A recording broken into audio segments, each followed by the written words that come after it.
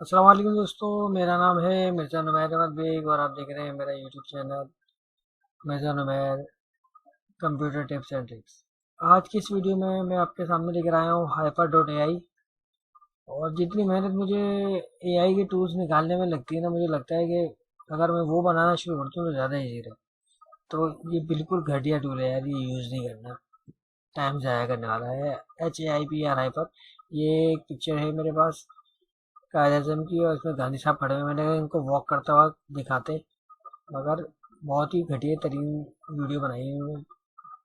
वो मैं आपको दिखाता हूँ, ये देखें। अब फेस ही चेंज कर दिया ये ए आई हाइपर वालों ने, तो मैंने कहा भाई बेड़ा गर्क कर दिया पिक्चर का।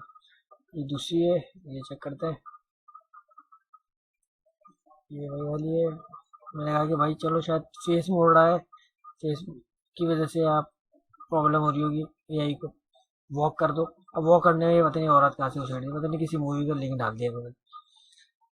मुझे तो समझ में नहीं आया ये हाइपर का, तो बेकार ही है। मिलते हैं नेक्स्ट वीडियो में।